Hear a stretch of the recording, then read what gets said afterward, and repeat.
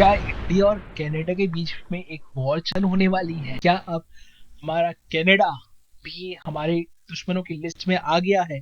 ऐसा क्या हुआ G20 की मीटिंग के दौरान? हुआ कनाडा की पार्लियामेंट में? क्या बोल दिया जस्टिन ट्रूडो ने? वो सब हम जानेंगे इस वीडियो में। तो चलिए शुरू करते हैं।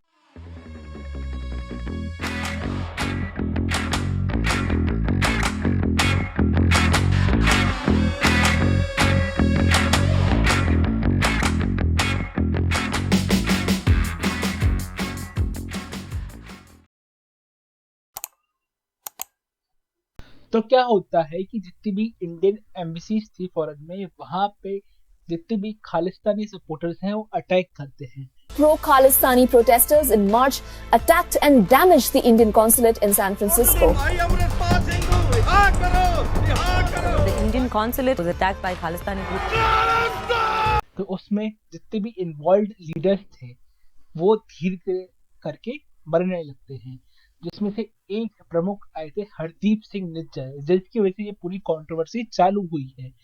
तो हरदीप सिंह निज्जर कनाडा के सो कॉल्ड सिटीजन है। ये आज की डेट में चालू हुई कंट्रोवर्सी नहीं है कि 4 महीने पहले मार्च में जो जितने भी अपनी एम्बेसीज पे अटैक हुआ कि वहां से ये सब चालू हुआ, ऐसा नहीं है। ये चालू हुआ था 40 साल पहले से, 1985 से 1980 के टाइम से।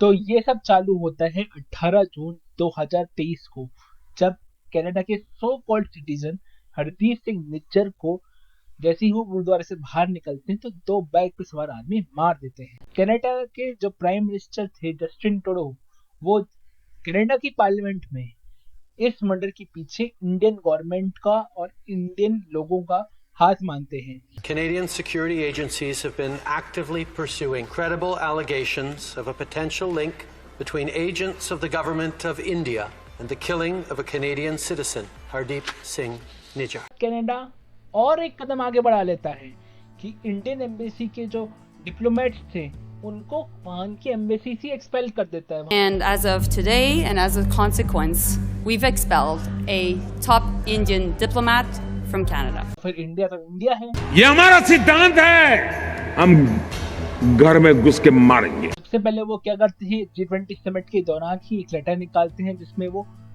हाईली मेंशन करते हैं कि कैनेडियन गवर्नमेंट की ये गलत फहमी है कि वो इंडिया को इस मर्डर में शामिल कर रहे हैं, एक्यूज कर रहे हैं, जबकि इंडियन गवर्नमेंट का इस मर्डर से कोई लेना देना ही नहीं है।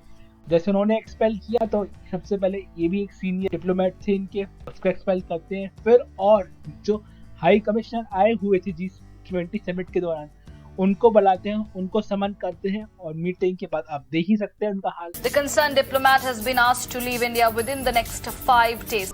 भैया मैं तो खुद बर्बाद हो गया साला।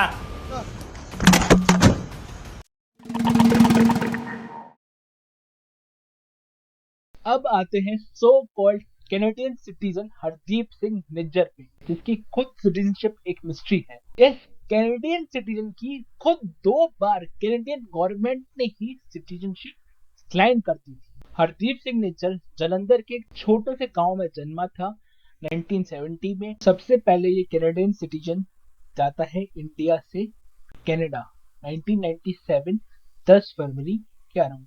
ये रवि शर्मा के फेक पासपोर्ट के नाम से वहां पे जाके रेफ्यूजी स्टेटस की मांग करता है। जब कैनेडियन ऑफिशियल्स से पूछता है कि आपको रेफ्यूजी वीजा क्यों चाहिए है, उसका रीजन आप हमें दीजिए, प्रूफ दीजिए, तो ये बताता है कि इंडियन गवर्नमेंट उसको टॉर्चर कर रही है।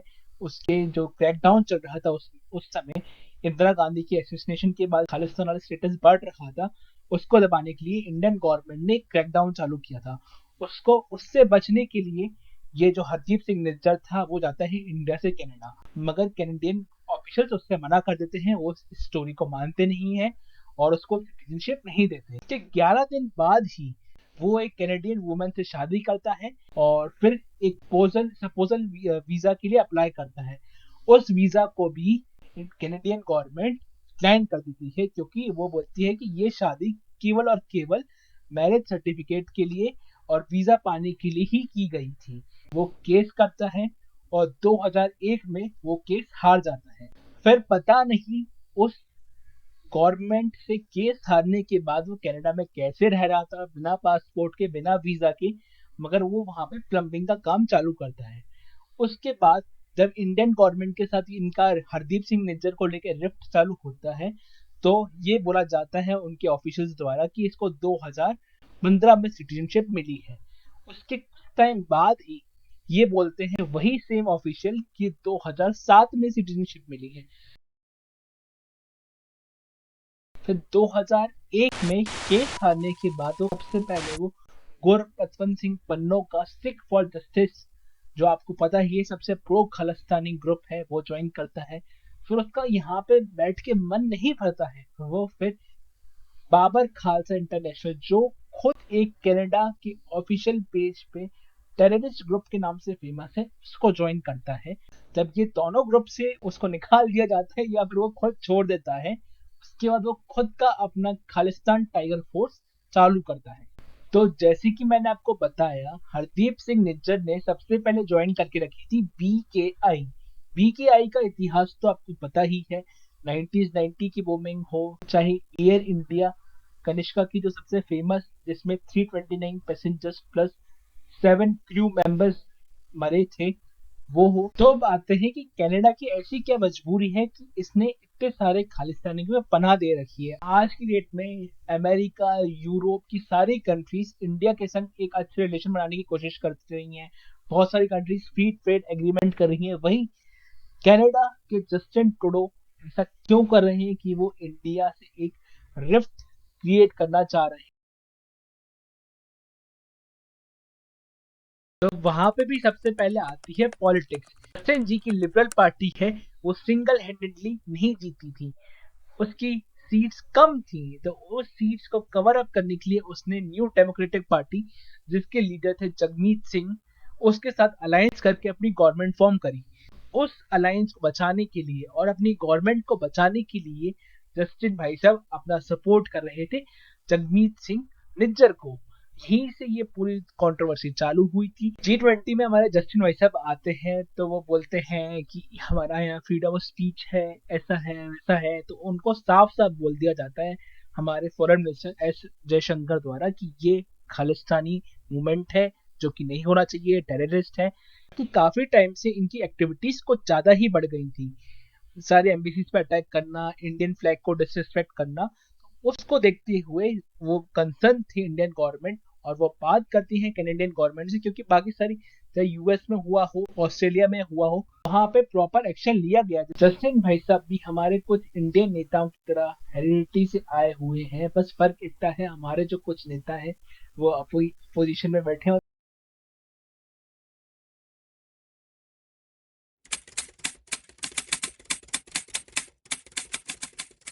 से 200 प्लस तो कैनेडियन सिटीजन ही थे। तो ये सबसे बड़ा धब्बा था हमारे कनाडा पे और कनाडा के रूलिंग पार्टी पे। जो आज की डेट में कनाडा कर रहा है वो ही गलती उनके फादर ने दोहराई थी, और वही गलती अभी जस्टिन भाई साहब दोबारा कर रहे हैं।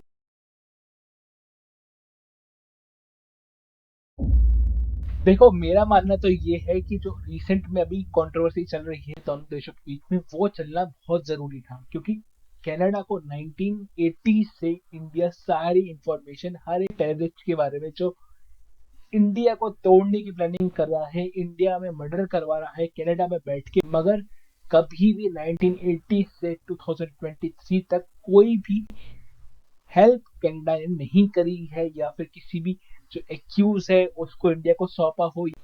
रिसेंट में जो भी अभी टर्म्स एंड कंडीशंस और जो ट्रैवल पे बैन और काफी सारी चीजें जो अभी कनाडा पे लगाई हैं, ट्रेड पे बैन, वो लगाना काफी जरूरी था, क्योंकि उसी से कनाडा को इंडिया की इंपॉर्टेंस और काफी चीजें समझ में आएंगी। नहीं तो वो हमेशा से खुद की पॉलिटिक्स संभालने के लिए खालिस्तानी को सपोर्ट करेगा, और डेमोक्रेटिक पार्टी और जो लिबरल पार्टी है वो हमेशा गवर्नमेंट में रहेंगे। और ऐसे ही जितने भी खालिस्तानी है, चाहे जो सिख फ्रंट वाला लीडर हो, चाहे बब्बर खालसा वाला हो, ये सारे आते रहेंगे और इंडिया पे अटैक करते रहेंगे।